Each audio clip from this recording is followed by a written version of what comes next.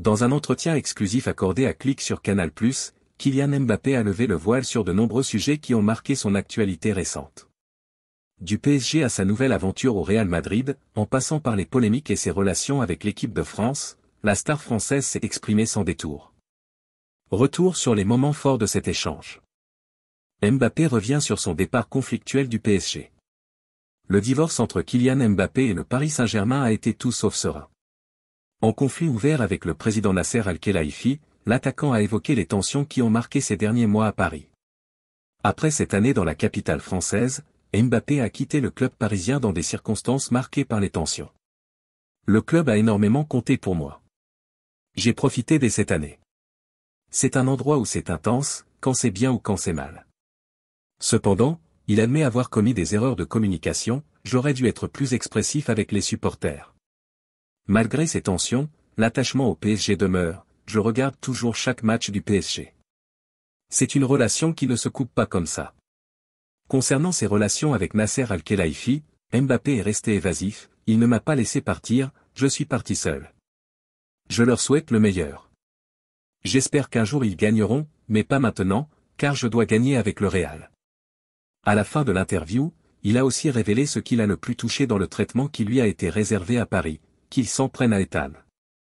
C'est la chose qui m'a le plus affecté.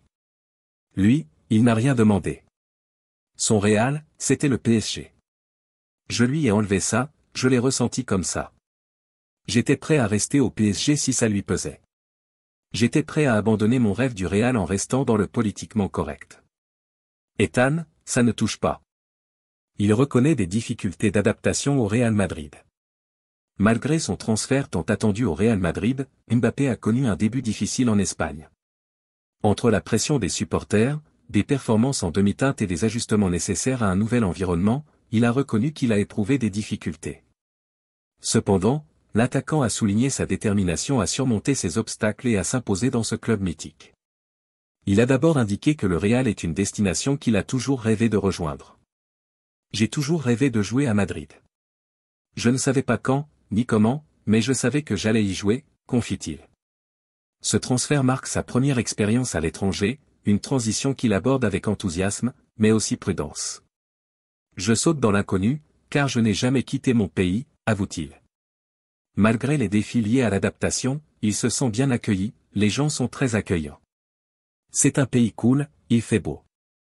Mbappé reconnaît également l'importance de cette étape pour son développement personnel, je suis en train d'apprendre.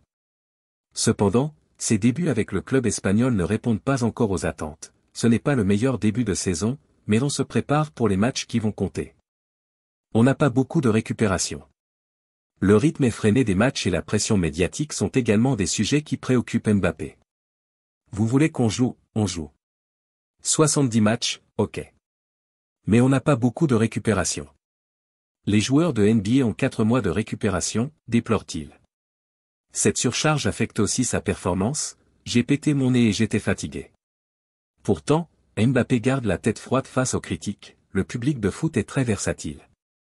Mais quand t'es grand, il faut se préparer à être aussi petit. Les polémiques personnelles, Mbappé répond aux accusations. Interrogé sur les accusations de viol portées contre lui à Stockholm, Mbappé se montre clair, je suis surpris et je suis toujours surpris. Ce sont des choses qui débarquent dans ta vie. Il précise qu'il n'a reçu aucune convocation de la part des autorités suédoises et reste confiant, il faut laisser la justice faire son travail. Mbappé semble néanmoins troublé par l'impact médiatique de cette affaire, il y a beaucoup de bruit. Ce n'était même pas une soirée. J'ai eu 5 jours libres et j'en ai profité. Toujours amoureux de l'équipe de France. Kylian Mbappé a aussi abordé ses absences lors des derniers rassemblements de l'équipe de France, un sujet qui a fait couler beaucoup d'encre.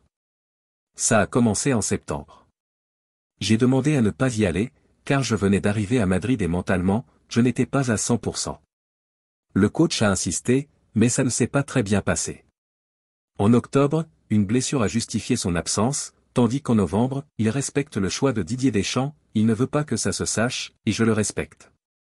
Malgré tout, l'attachement de Mbappé pour les Bleus reste intact, l'équipe de France, c'est toujours le plus haut grade du football.